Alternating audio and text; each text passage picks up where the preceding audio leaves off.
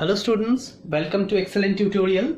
Please subscribe the channel, like and share the videos so that we can reach to maximum students and can come live to you. So let's start the part 2 of the set theory. Equivalent set. Equivalent set. Two finite sets are called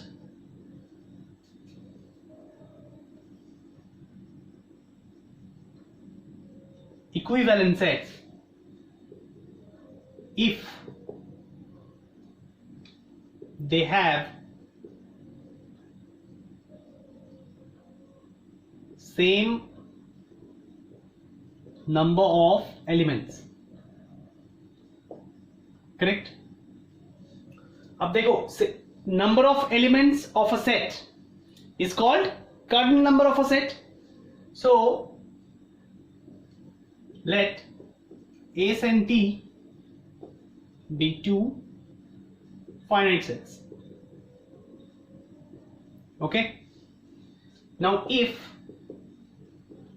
n s, that is kernel number of the set S, equals to kernel number of a set T, then we can say that S is equivalent to T. Okay, so two finite sets are called equivalent sets if they have same number of elements. Okay, so let's take an example.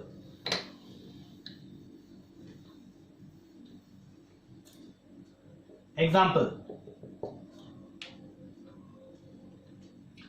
S equals X.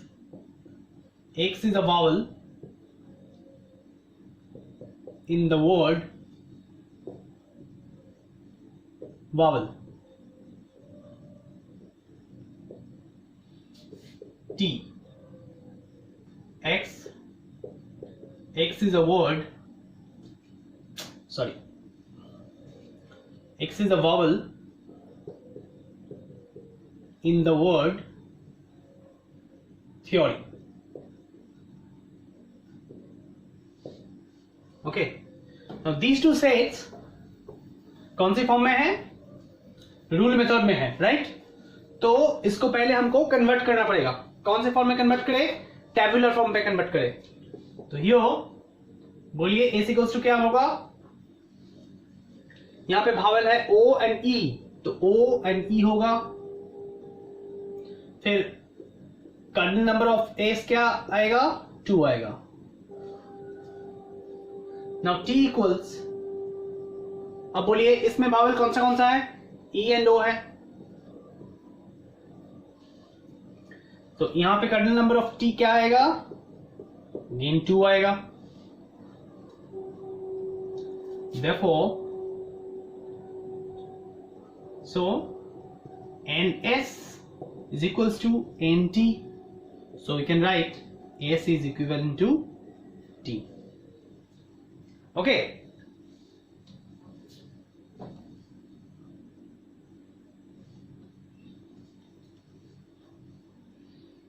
Okay. चलिए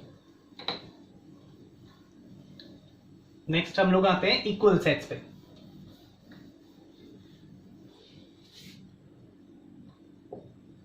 Equal sets. Now two finite sets are called equal sets if they have exactly the same elements. Number of element same होने से नहीं चलेगा इधर. Equivalent sets में हम लोग देखे हैं कि number of elements, if the number of elements are same then we can call the sets equivalent sets. Equal sets में क्या होगा? इक्वल सेट्स में मेंबर्स जो है उनको सेम होना पड़ेगा.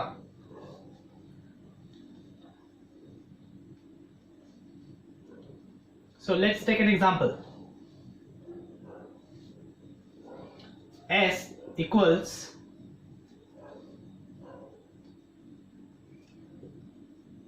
X. X is a vowel in the word called. Okay, or T. X is a vowel in the word ear. Okay, once again we have two sets in rule method. Now इसको tabular form में convert करो. Here S equals to, बोलिए कौन सा vowel है इधर called में? A and E, correct? और T में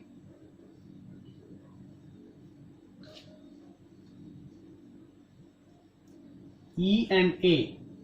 Okay, so इधर देखिए elements are same, so we can call S is equals to T. ठीक है, तो इक्विवेलेंट सेट्स और इक्वल सेट्स में एक रिलेशन बनता है. क्या है वो रिलेशन? चलिए देखते हैं. इक्विवेलेंट सेट्स में हम लोग देखे थे कि number of elements should be same.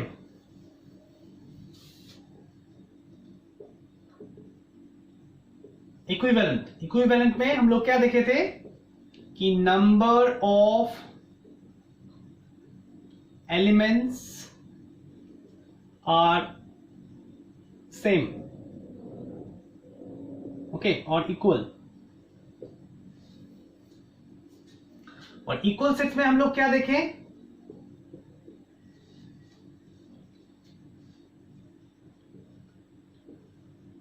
Elements should be same,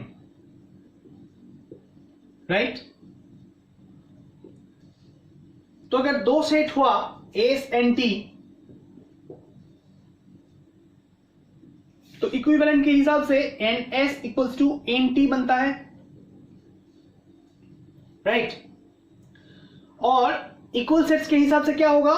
S equals to T होना है. मतलब S में जितना एलिमेंट रहेगा T में भी उतना एलिमेंट रहेगा, और S में जो एलिमेंट रहेगा T में वही एलिमेंट को रहना पड़ेगा.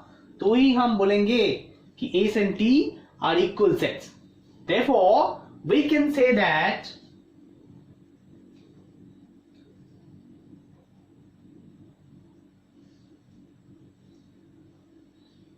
every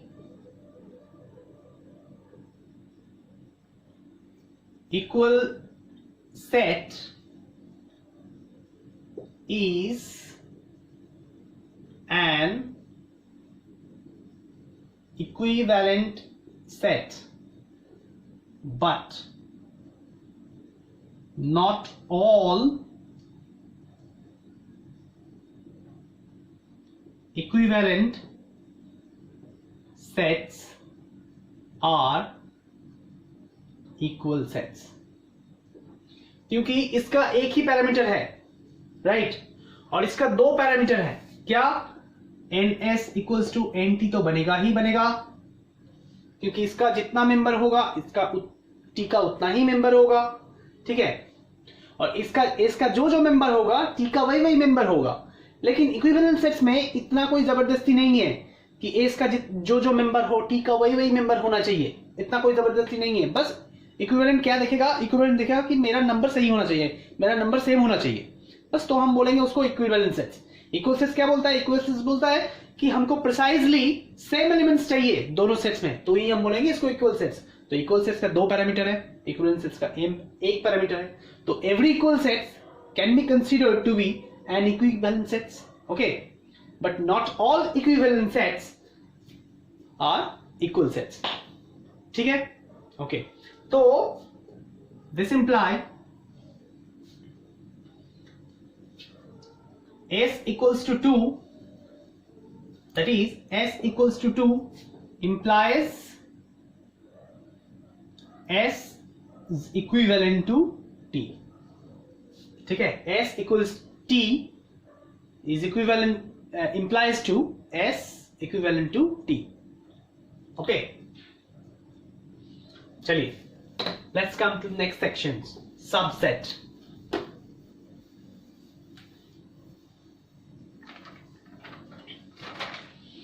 Subset.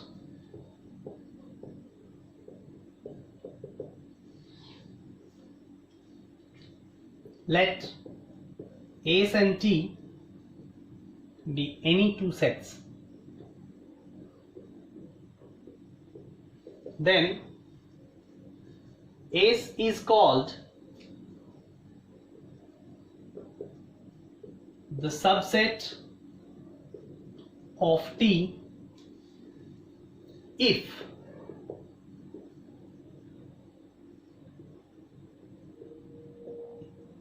every member of S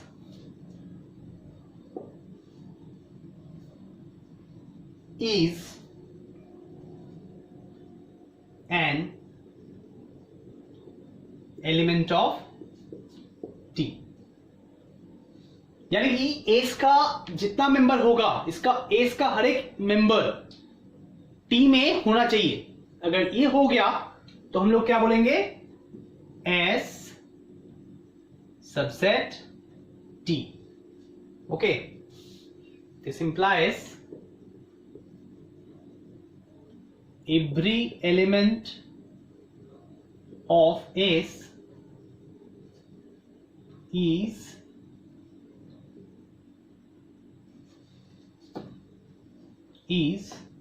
a member of T. हो गया. अगर हम इसको उल्टा कर दे तो बन जाएगा T is the superset of S. This is called T is the superset of S. ठीक है. ओके, चलिए. So let's take an example.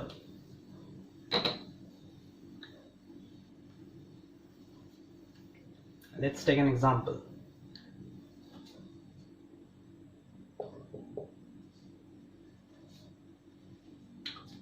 S equals X. Okay.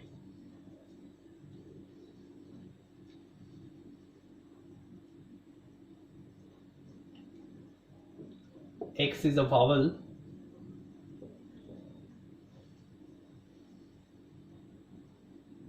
In the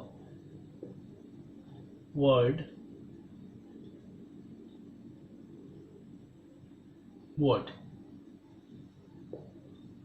okay. T equals X. X is a vowel in the word vowel. Okay, तो इसको पहले roster form में convert करो. S equals क्या आएगा, सिर्फ ओ आएगा. और टी इक्वल्स क्या आएगा, ओ आएगा और ई आएगा. तो डेफिनेशन में हम लोग क्या देखे थे, S and T be any two sets, then S is called the subset of T if every element of S should be the member of T.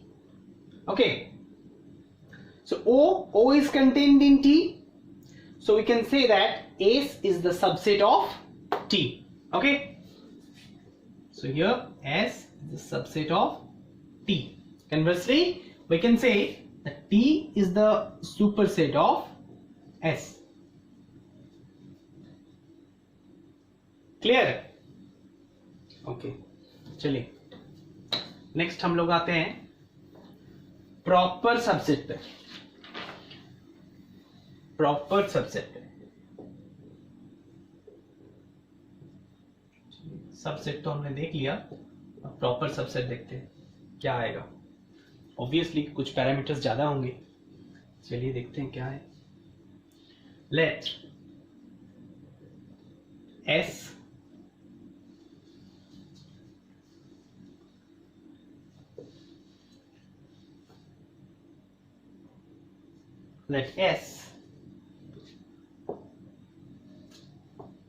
let S be any set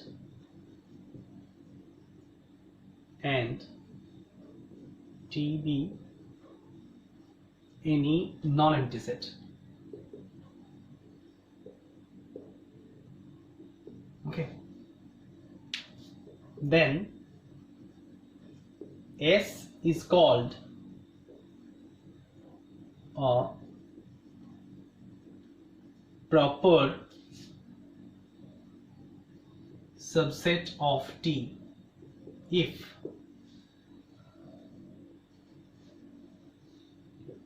every element of S is a member of T and there exists at least one element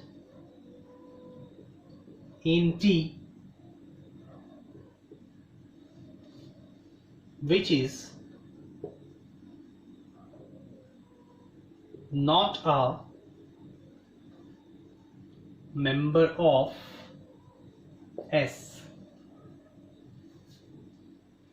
Let S be any set and T be any non-empty set, then S is called a proper subset of T if every element of S is a member of T and there exists at least one element, कोई एक अगर at least one element in T which is not a member of S. Let's take an example.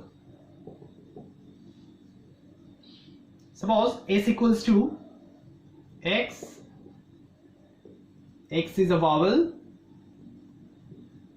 in the word जो कि मेरा पहला example था, पिछला example था। T क्या था? T था X. X is a vowel in the word vowel. यही था ना? ओके, इसको हमने कन्वर्ट किया था, कन्वर्ट किए थे तो क्या आया था? S इक्वल्स सिर्फ O आया था इसमें, और इसको कन्वर्ट किए थे तो क्या आया था? O एंड E आया था। क्लियर? अब देखो,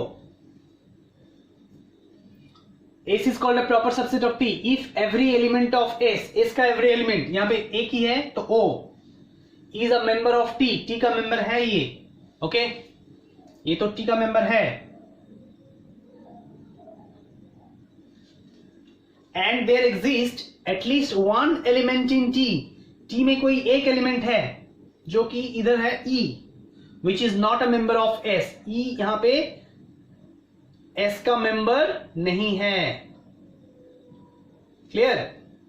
तो इस सिचुएशन में हम क्या बोलेंगे कि S, this implies S is the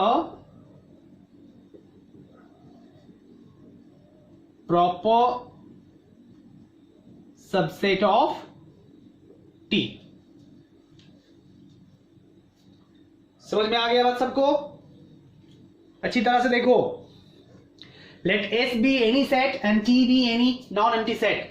यहाँ पे S कोई भी सेट है, तो हमने यहाँ पे एक रूल मेथड में एक सेट डाला था, उसको हमने टेबुलर फॉर्म में कन्वर्ट किए।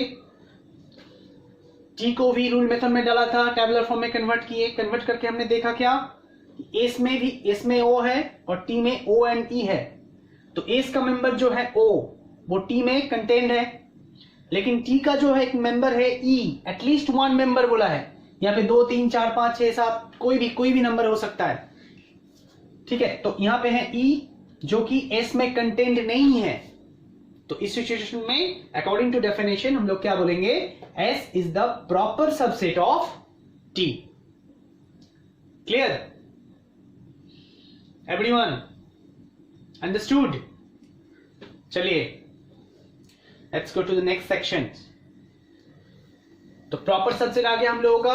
अब हम आते हैं इम्प्रॉपर सबसेट में.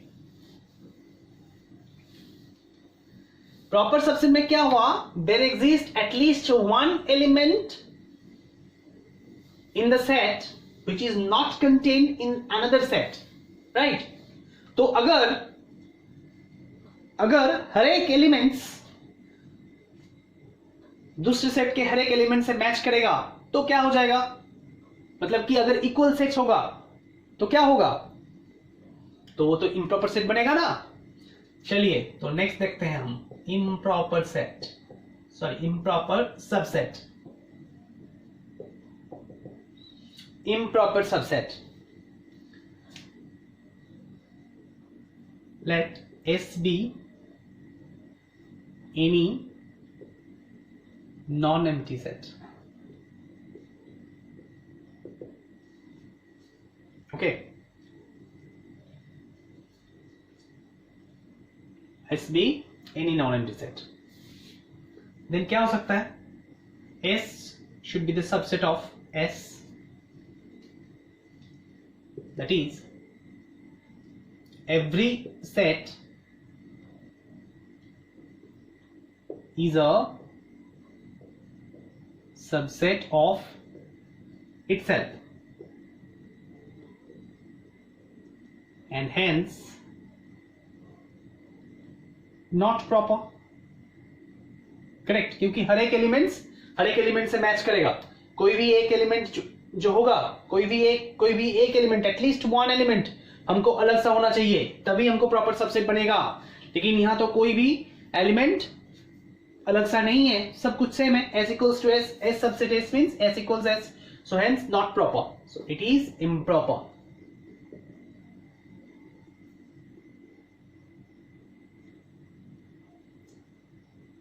ठीक है, improper subset.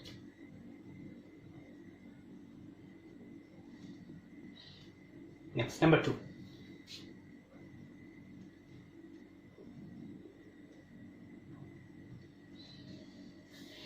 Every non-empty set, जैसे कि मेरा यहां S, every non-empty set has only two improper subsets. तो कोई भी नॉन एम्प्टी सेट का दो इम्प्रॉपर सबसेट होगा. क्या क्या, एक तो होगा फाई मतलब नल सेट और वॉइड सेट और एम्प्टी सेट, और एक क्या होगा, द सेट इटसेल्फ, जैसे कि हमने फर्स्ट ये में पढ़ा है. ठीक है, तो एक होगा फाई और एक होगा एस, यानी कि द सेट इटसेल्फ. क्लियर, समझ में आ गई बात सबको? चलिए अब देखते हैं फाई क्यों इम्प्रॉपर सबसेट होगा. ओके, फाई क्यों इम्प्रॉपर सबसेट होगा. Okay,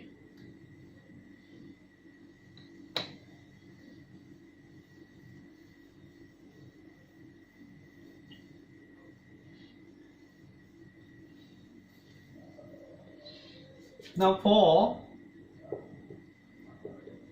logical consistency, phi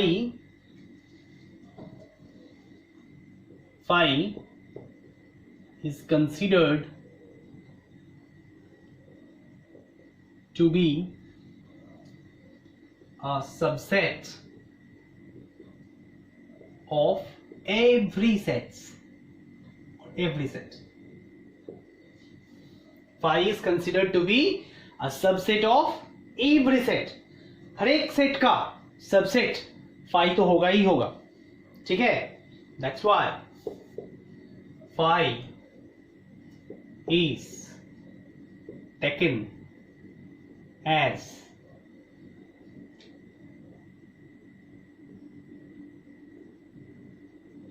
improper subset.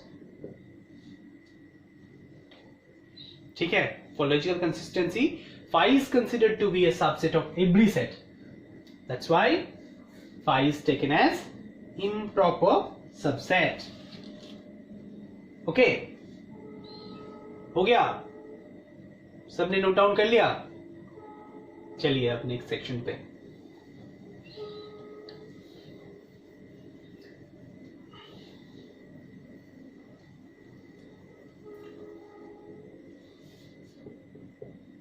The relation, ये वाला हमने अभी अभी पढ़ा है क्या, सबसेट का, है ना? The relation is called set inclusion. Okay, इस रिलेशन को क्या बोलते हैं? सेट इंक्लूशन बोलते हैं। Now let's take the properties of set inclusion. Properties of set inclusion. क्या क्या हो सकता है प्रॉपर्टीज? देखिए, पहला,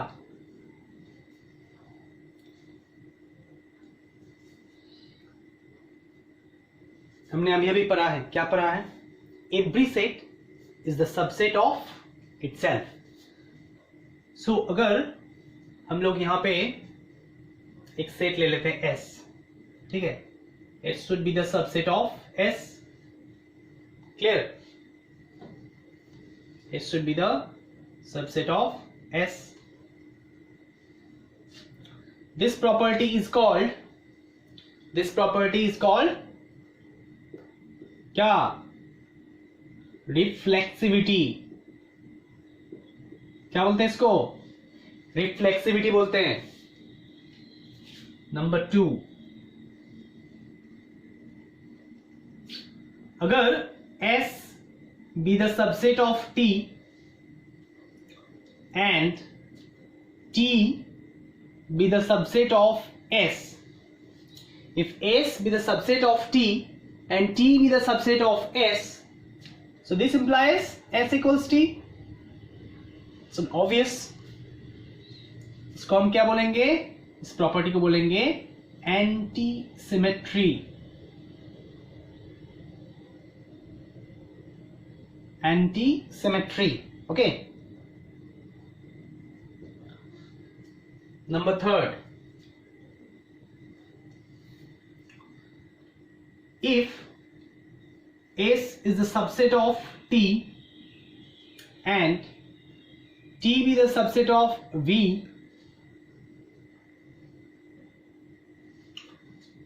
this implies S be the subset of V. Clear? इसको हम बोलते हैं transitivity. Transitivity,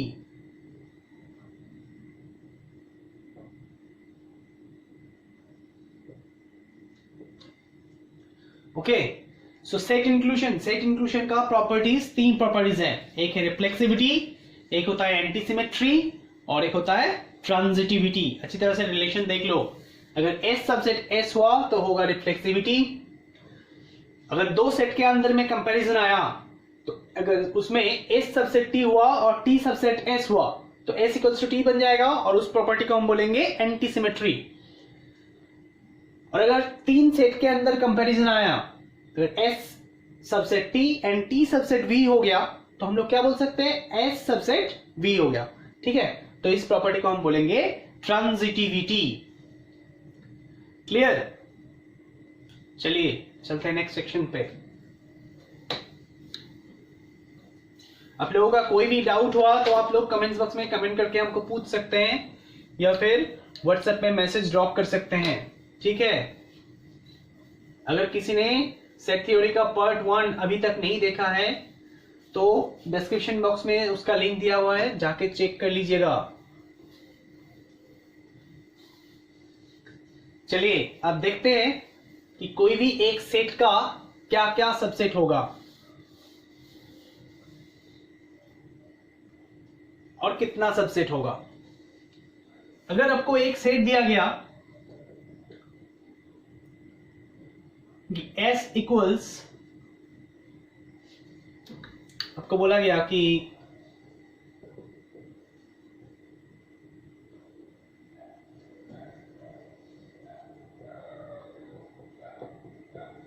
write the subsets of a set S equals A B C। ये जो सेट है S A B C, तो इसका सबसेट्स लिखना है हमको।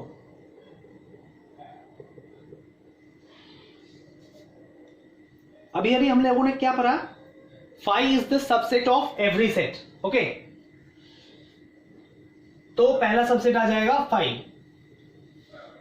क्लियर? उसके बाद ले लो, एक एलिमेंट ले लो A, दूसरा एलिमेंट ले लो B, तीसरा एलिमेंट ले लो C। अब क्या आएगा, A B करके एक आएगा, फिर AC करके एक आएगा और एक BC करके आएगा। क्या कंक्लूड हुआ? कंक्लूड हुआ या नहीं हुआ? कंक्लूड नहीं हुआ। और एक क्या होगा, ABC, यानी कि द सेट इटसेल्फ। ये ABC की जगह हम S भी लिख सकते हैं। ठीक है, तो phi और ये S, ये तो आएगा ही आएगा, ये बीच का अलग से आएगा। ठीक है, तो इसमें कितना सबसेट बना, 1 2 3 4 5 6 7 8 सबसेट बना। ओके, नंबर ऑफ सबसेट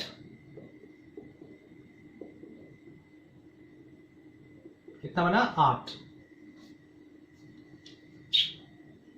चलिए दूसरी क्वेश्चन पे चलते हैं। अब आप लोग बना के दिखाओ ये। Right the subsets of a set T equals 1 2। बना पाओगे ना? आराम से बना लोगे। एक तो होगा 5, एक होगा 1, एक आएगा 2। ठीक है, और क्या आएगा, 1 2 इटसेल्फ आएगा, मतलब कि T आएगा, T है ना। तो number of subsets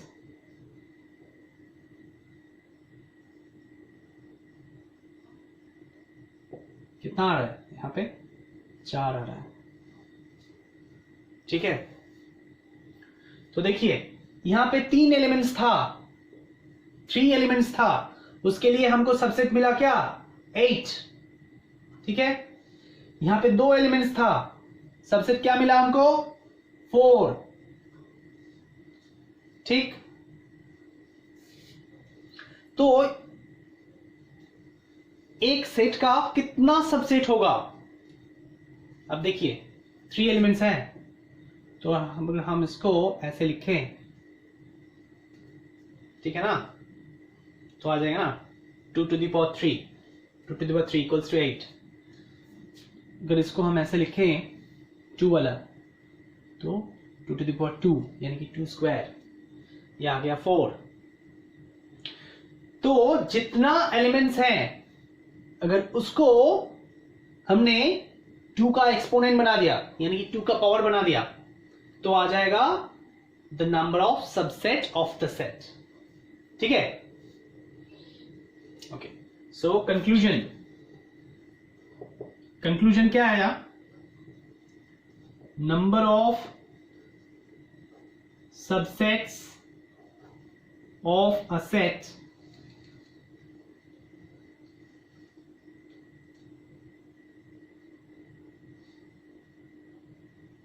number of subsets of a set of order 5, order m. Order m मतलब सेट ऑफ ऑर्डर m मतलब उस सेट में m एलिमेंट्स है, ठीक है।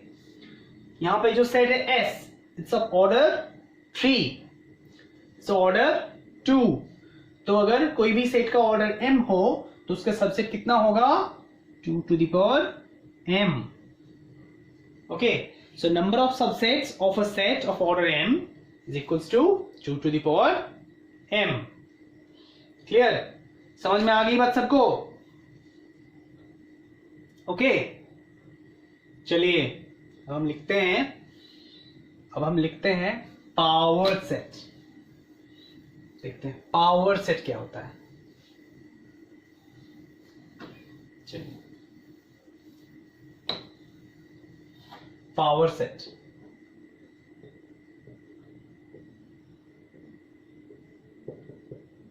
आप लोग जिन्होंने अभी तक सब्सक्राइब नहीं किया चैनल को, प्लीज सब्सक्राइब कर लीजिए और इस वीडियो को पूरी वायरल कर दीजिए, ठीक है।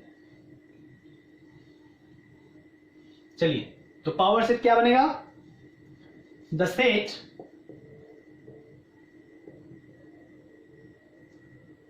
Which is formed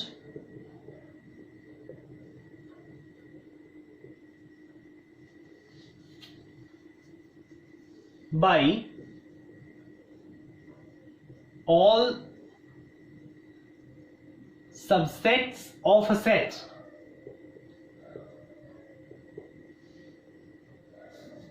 okay,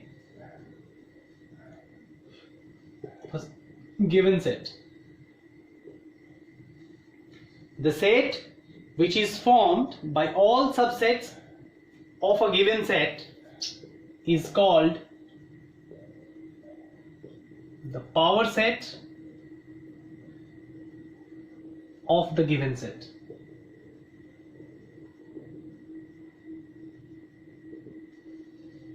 okay, the set which is formed by all subsets of a given set is called the power set of the given set। okay, जैसे कि एग्जांपल, चलिए देखते हैं एग्जांपल क्या होता है। चलिए, आपको एक सेट दिया गया S जिसका मेंबर्स हैं 1 और 2, ठीक है ना। चलिए A एंड B लिखते हैं। क्लियर? तो सबसेट्स ऑफ S इक्वल्स क्या बनेगा? एक तो 5, एक होगा A, एक होगा B और एक होगा AB, राइट? और we can say simply S। Clear? तो power set of S, power set of S, इसको हम ऐसे लिखेंगे, okay, that is power set of S, लोग ऐसे लिखेंगे, ठीक है। जो कोई भी सेट लिखना हो हम लोग ब्रेसेस में लिखते हैं, ब्रेसेस में इन सब को डाल देंगे हम लोग, ठीक है। 5 A B और हम लोग इसको S लिखते हैं, ठीक है। हो गया? तो ये बन गया पावर सेट। अब देखो पावर सेट का कर्नल नंबर क्या बनेगा अगर आपको दिया गया। ओके, हम पहुंच दे इसको। चलिए,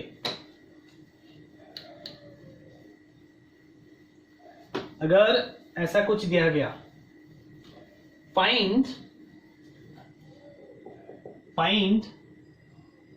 n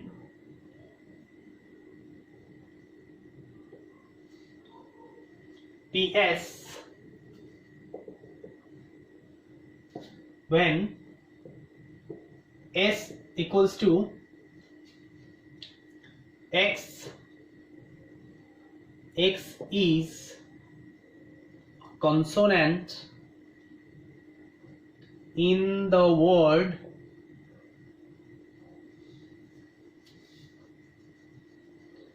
part। चलिए खोजिए इसको। Find n kernel number of power set S when S equals this. Okay, चलिए आंसर ढूंढते हैं इसका क्या होगा. तो पहले ये तो रूल मेथड में है, इसको हमको टेबुलर फॉर्म में कन्वर्ट करना पड़ेगा. चलिए तो S इक्वल्स टेबुलर फॉर्म में कन्वर्ट करते हैं इसको. Consonant in the word part, तो यहां पे तो कंसोनेंट है P R and T. Clear? Okay, so अब हम लिखेंगे सबसेट्स ऑफ S इक्वल्स, पहला आएगा फाई, फिर आएगा P, फिर आएगा R, फिर आएगा T, फिर PR, फिर आता है PT, फिर आएगा RT, फिर आएगा PRT, that means S.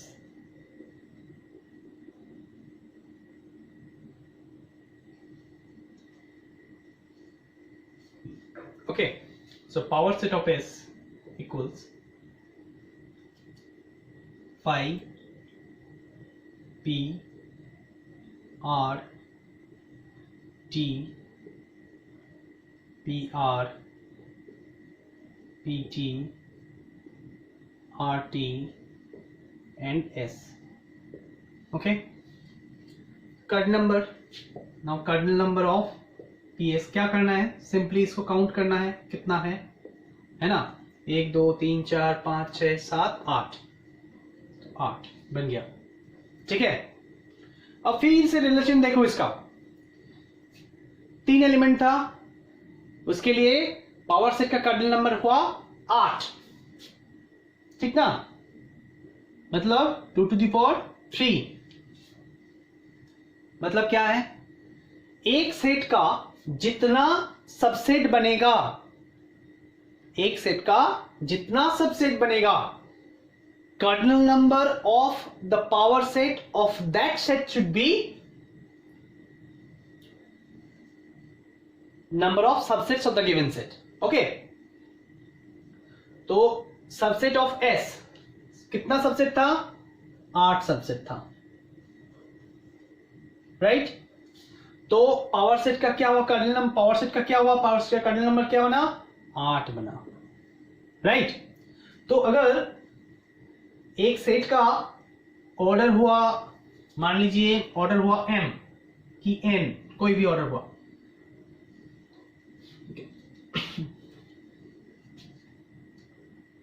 let the order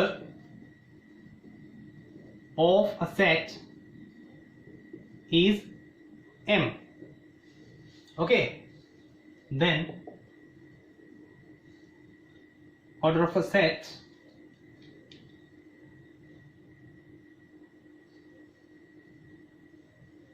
S equals to M. Then cardinal number of the power set S equals 2 to the power M. Number of subsets, number of subsets of S is also 2 to the power M. Okay, चलिए आज के लिए बस इतना ही. Thank you for watching. Have a good day.